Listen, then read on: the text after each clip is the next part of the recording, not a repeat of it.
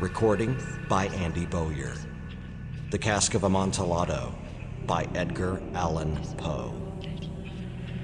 The 1,000 injuries of Fortunato I had borne as best I could, but when he ventured upon insult, I vowed revenge. You, who so well know the nature of my soul, will not suppose, however, that I gave utterance to a threat. At length, I would be avenged. This was a point definitively settled, but the very definitiveness with which it was resolved precluded the idea of risk. I must not only punish, but punish with impunity. A wrong is unredressed when retribution overtakes its redresser. It is equally unredressed when the avenger fails to make himself felt as such to him who has done the wrong. It must be understood that neither by word nor deed had I given Fortunato cause to doubt my goodwill. I continued, as was my wont, to smile in his face, and he did not perceive that my smile now was at the thought of his immolation. He had a weak point, this Fortunato, although in other regards he was a man to be respected, and even feared. He prided himself on his connoisseurship in wine. Few Italians have the true virtuoso spirit. For the most part, their enthusiasm is adopted to suit the time and opportunity to practice imposture upon the British and Austrian millionaires. In painting and gemmery, Fortunato, like his countrymen, was a quack. But in the matter of old wines, he was sincere. In this respect, I did not differ from him materially. I was skillful in the Italian vintages myself, and bought largely whenever I could. It was about dusk one evening during the supreme madness of the carnival season that I encountered my friend. He accosted me with excessive warmth, for he had been drinking much. The man wore motley. He had on a tight-fitting party-striped dress, and his head was surmounted by the conical cap and bells. I was so pleased to see him that I thought I should never have done wringing his hand. I said to him, "My dear Fortunato, you are luckily met. How remarkably well you are looking today. But I have received a pipe of what passes for Amontillado, and I have my doubts." "How?" said he. "Amontillado? A pipe? Impossible! And in the middle of Carnival!" "I have my doubts," I replied, "and I was silly enough to pay the full Amontillado price without consulting you in the matter. You were not to be found, and I was fearful of losing a bargain." "Amontillado!" "I have my doubts." "Amontillado!" "And I must satisfy them." "Amontillado!" "As you are engaged, I am on my way to Lucchesi. If anyone has a critical turn, it is he. He will tell me, 'Lucchesi cannot tell Amontillado from a sherry.' And yet some fools will have it that his taste is a match for your own. Come, let us go." "Whither?" "To your vaults." "My friend, no. I will not impose upon your good nature. I perceive you have an engagement. Lucchesi?" "I have no engagement. Come." "My friend, no. It is not the engagement, but the severe cold with which I perceive you are afflicted. The vaults are insufferably damp. They are encrusted with nitre." "Let us go, nevertheless. The cold is merely nothing." "Amontillado! You have been imposed upon. And as for Lucchesi, he cannot distinguish sherry from Amontillado." Thus speaking, Fortunato possessed himself of my arm. Putting on a mask of black silk and drawing a roquelaire closely about my person, I suffered him to hurry me to my palazzo. There were no attendants at home. They had absconded to make merry in honor of the time. I had told them that I should not return until the morning, and had given them explicit orders not to stir from the house. These orders were sufficient, I well knew, to ensure their immediate disappearance, one and all, as soon as my back was turned. I took from their sconces 2 flambeaux, and giving one to Fortunato, bowed him through several suites of rooms to the archway that led into the vaults. I passed down a long and winding staircase, requesting him to be cautious as he followed. We came, at length, to the foot of the descent, and stood together on the damp ground of the catacombs of the Montresors. The gait of my friend was unsteady, and the bells upon his cap jingled as he strode. "The pipe," said he. "It is farther on," said I. "But observe the white webwork which gleams from these cavern walls." He turned toward me and looked into my eyes with 2 filmy orbs that distilled the rheum of intoxication. "Niter?" he asked at length. "Niter," I replied. "How long have you had that cough?"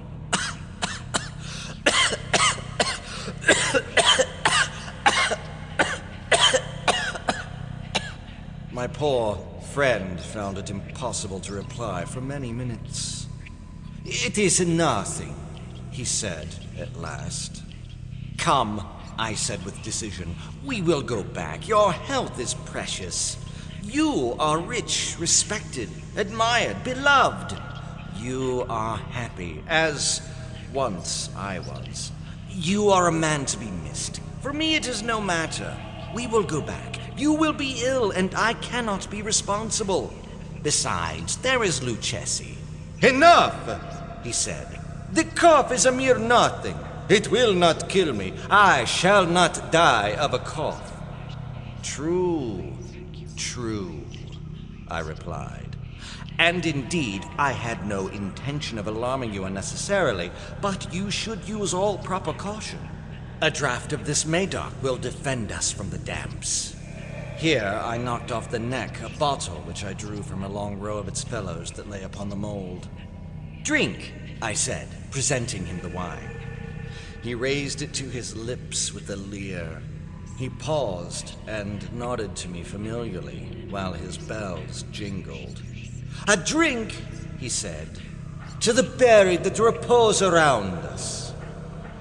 "And I to your long life." He again took my arm, and we proceeded. "These vaults," he said, "are extensive." "The Montresors," I replied, "were a great and numerous family. I forget your arms. A huge human foot d'or in a field azure. The foot crushes a serpent rampant whose fangs are embedded in the heel. And the motto, Nemo me impune lacessit." "Good," he said. The wine sparkled in his eyes and the bells jingled. My own fancy grew warm with the Medoc. We had passed through walls of piled bones with casks and puncheons intermingling into the inmost recesses of the catacombs. I paused again, and this time I made bold to seize Fortunato by an arm above the elbow. "The nitre," I said. "See, it increases. It hangs like moss upon the vaults. We are below the river's bed. The drops of moisture trickle among the bones. Come, we will go back ere it is too late. Your cough—" "It is nothing," he said. "Let us go on. But first, another draught of the Medoc." I broke and reached him a flagon of de Grave. He emptied it at a breath. His eyes flashed with a fierce light. He laughed and threw the bottle upward with a gesticulation I did not understand. I looked at him in surprise. He repeated the movement, a grotesque one. "You do not comprehend?" he said. "Not I," I replied. "Then you are not of the Brotherhood." "How?" "You are not of the Masons." "Yes, yes," I said. "Yes, yes." "You? Impossible. A Mason?" "A Mason," I replied. "A sign," he said. "It is this," I answered, producing a trowel from beneath the folds of my roquelaire. "You jest!" he exclaimed, recoiling a few paces. "But let us proceed to the Amontillado." "Be it so," I said, replacing the tool beneath the cloak, and again offering him my arm. He leaned upon it heavily. We continued our route in search of the Amontillado. We passed through a range of low arches, descended, passed on, and, descending again, arrived at a deep crypt, in which the foulness of the air caused our flambeau rather to glow than flame. At the most remote end of the crypt, there appeared another, less spacious. Its walls had been lined with human remains, piled to the vault overhead in the fashion of the great catacombs of Paris. 3 sides of this interior crypt were still ornamented in this manner. From the 4th, the bones had been thrown down and lay promiscuously upon the earth, forming at one point a mound of some size. Within the wall, thus exposed by the displacing of the bones, we perceived a still interior recess, in depth about 4 feet, in width 3, in height 6 or 7. It seemed to have been constructed for no especial use within itself, but formed merely the interval between 2 of the colossal supports of the roof of the catacombs, and was backed by one of their circumscribing walls of solid granite. It was in vain that Fortunato, uplifting his dull torch, endeavored to pry into the depth of the recess. Its termination the feeble light did not enable us to see. "Proceed," I said. "Herein is the Amontillado. As for Lucchesi, he is an ignoramus," interrupted my friend as he stepped unsteadily forward, while I followed immediately at his heels. In an instant he had reached the extremity of the niche, and finding his progress arrested by the rock, stood stupidly bewildered. A moment more, and I had fettered him to the granite. In its surface were 2 iron staples, distant from each other about 2 feet horizontally. From one of these depended a short chain, from the other a padlock. Throwing the links about his waist, it was but the work of a few seconds to secure it. He was much too astounded to resist. Withdrawing the key, I stepped back from the recess. "Pass your hand," I said, "over the wall. You cannot help feeling the nitre. Indeed, it is very damp. Once more, let me implore you to return. No? Then I must positively leave you. But I must first render you all the little attentions in my power." "The Amontillado!" ejaculated my friend, not yet recovered from his astonishment. "True," I replied. "The Amontillado." As I said these words, I busied myself among the pile of bones of which I have before spoken.